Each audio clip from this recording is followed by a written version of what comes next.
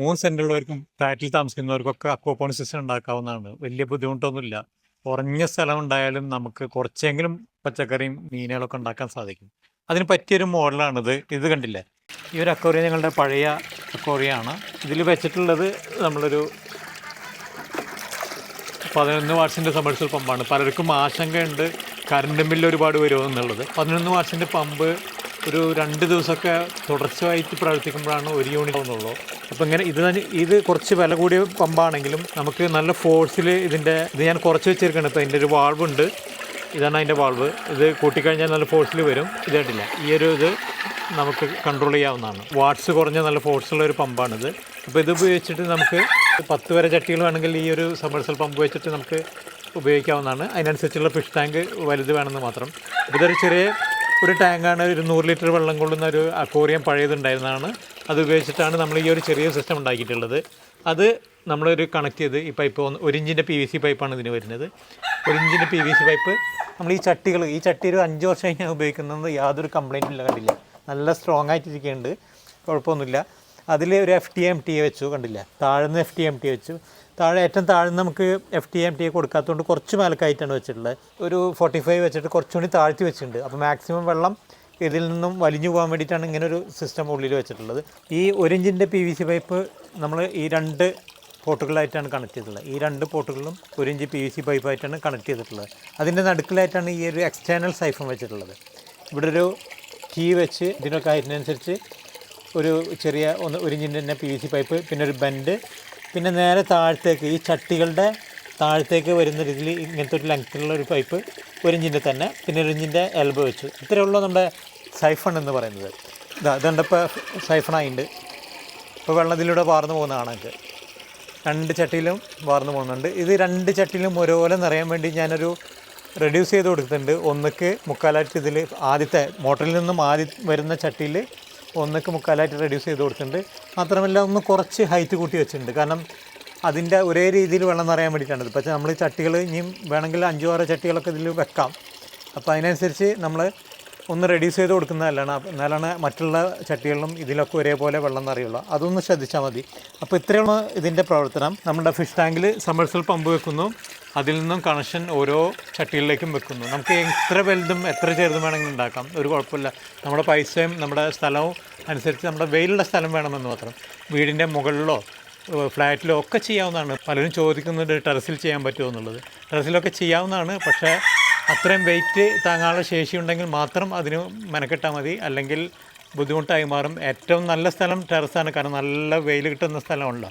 അപ്പോൾ അങ്ങനെയുള്ള സ്ഥലത്താണ് നന്നായിട്ട് പച്ചക്കറികൾ ഉണ്ടാവുള്ളൂ. ഇനി നമുക്കിതിലൊരു മീഡിയ ഗാർഡ് വെച്ച് മീഡിയ ഇടാം. ഇതാണ് മീഡിയ ഗാർഡ്. ഇതിപ്പോൾ കട്ട് ഓഫ് ആയതുണ്ട്. വായു ഇതിലൂടെ കയറി കഴിഞ്ഞാൽ താഴ്ത്തെത്തി വായു കയറുമ്പോൾ ഇത് ഓഫാവും. മോട്ടർ എപ്പോഴും പ്രവർത്തിച്ചു കൊണ്ടിരിക്കണം. ഈ മോട്ടർ പ്രവർത്തിക്കുന്ന സമയം ഈ വെള്ളം ഇതിലേക്ക് കയറില്ല. ഈ ചട്ടിയിൽ നിന്ന് നേരെ ഈ സൈഫൺ വഴി ഇതിലേക്ക് തന്നെ ഫിഷ് ടാങ്കിലേക്ക് തന്നെ വീഴുക.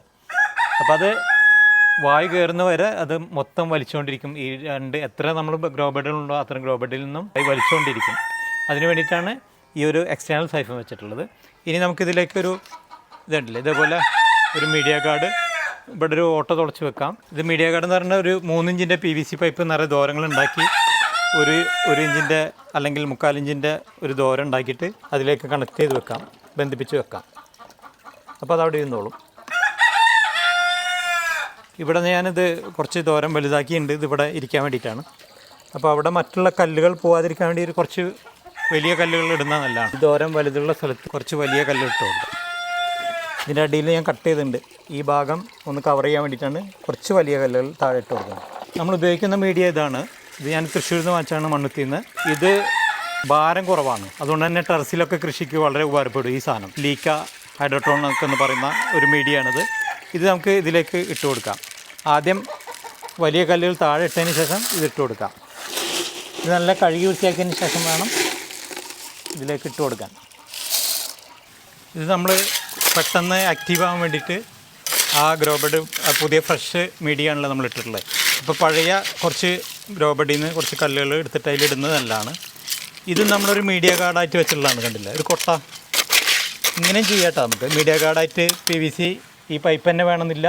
ഇതാണ് മീഡിയ ഗാർഡ് എന്ന് പറഞ്ഞാൽ നമ്മൾ കല്ലുകൾ ഈ വെള്ളത്തിൻ്റെ പോക്കുവരവ് തടസ്സപ്പെടുത്താതിരിക്കാൻ വേണ്ടിയിട്ടാണ് മീഡിയ ഗാർഡ് വെക്കുന്നത്. ഇതൊരു നമ്മുടെ ചവിറ്റുകൊട്ട ഉണ്ടല്ലോ, ആ കമഴ്ത്തി വെച്ചിട്ടുള്ളതാണ്, അത് ആ പൈപ്പുമായിട്ട് കണക്ട് ചെയ്ത് വെച്ചിട്ടുള്ളതാണ്. അപ്പോൾ ഈ കല്ല് നമുക്ക് കുറച്ച് ഇവിടെ ഇതിലിട്ട് കൊടുക്കാം. പെട്ടെന്ന് തന്നെ ബെഡ് ആക്റ്റീവ് ആവും.